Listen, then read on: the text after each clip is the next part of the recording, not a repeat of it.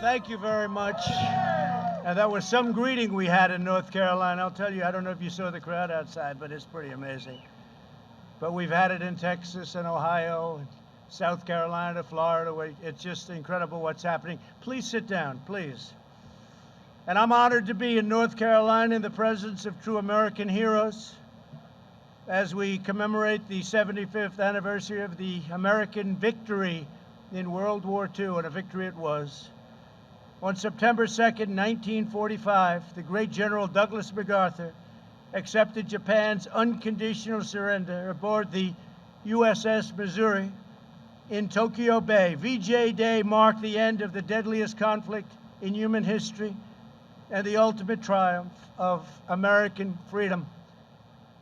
It was a big day. It was a great triumph, a great country.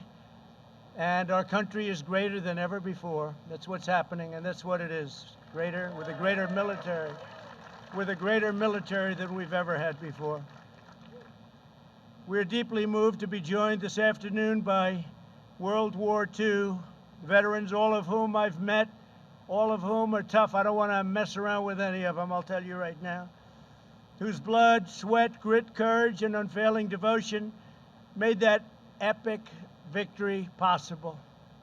These brave Americans raced into the fires of hell to vanquish tyranny, dethrone fascism, and defend the American way of life. You've earned the eternal and undying gratitude of all Americans, and that's why I'm here today. I wanted to be with you.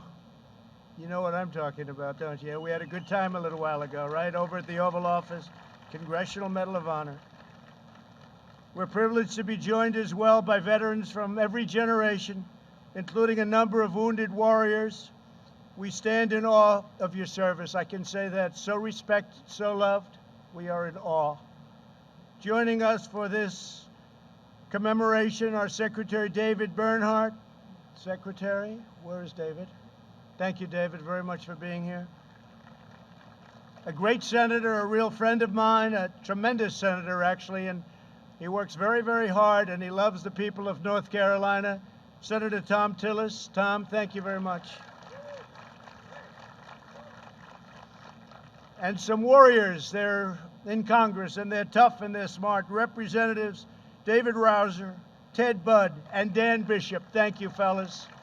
They are tough, but you're not as tough as these guys, I'll tell you right now, right? You're not as tough as them. There's no better place to mark this profound World War II anniversary than right here in Wilmington, North Carolina. The people of this city and this state, and it's an incredible state, and I want to thank you for being so nice to me. You've been very nice, very, very nice every time we've asked for something, but I've been nice to you also, I have to say that.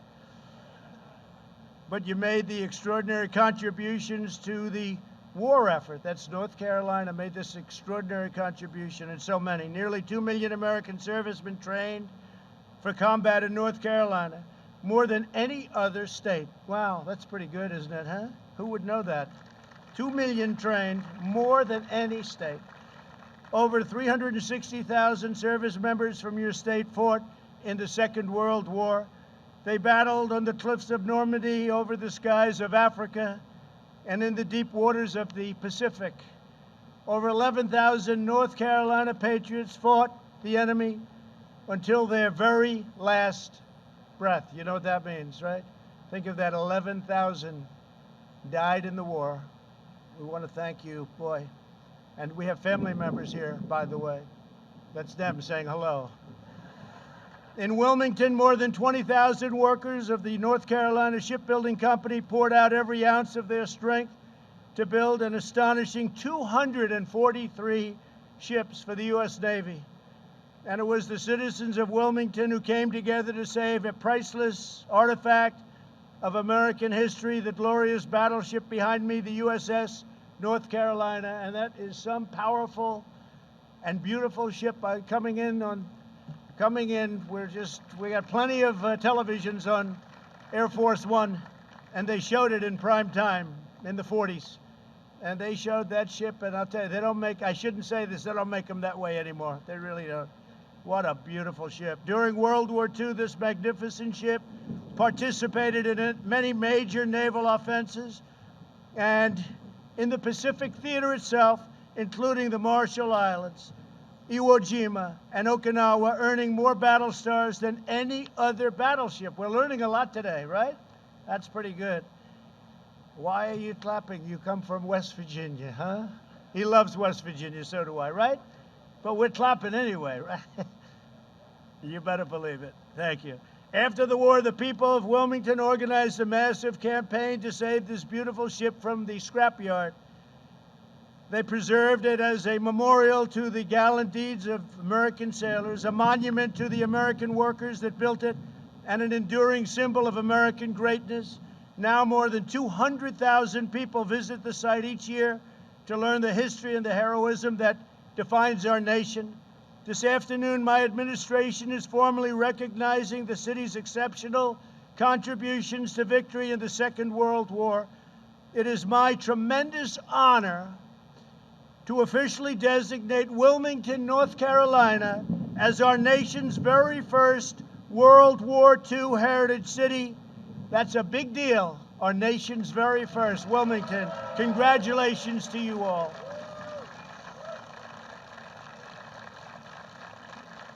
And God is saluting you up there, I tell you.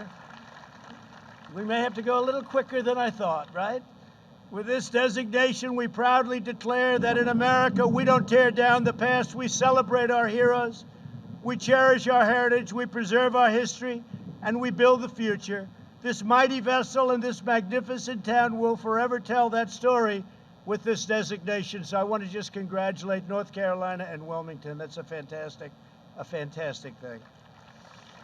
I want to thank Senator Tillis and Congressman Browser. Stand up, please, in between the lightning bolts, for their work to make this day possible. Thank you, Tom. Thank you, fellas. Great job. And let me also thank retired Navy Captain Wilbur Jones, who has championed the cause of World War II heritage cities. Wilbur, thank you. Thank you, Wilbur. Great job. Great job. So, Wilbur, you know a lot of people wanted this, right? So you are just a tough cookie. You got it.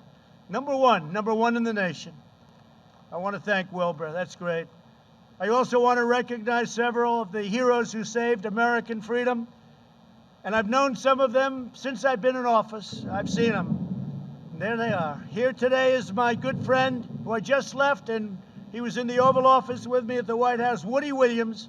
75 years ago, Woody showed fearless courage as a Marine in the Battle of Iwo Jima. You are amazing.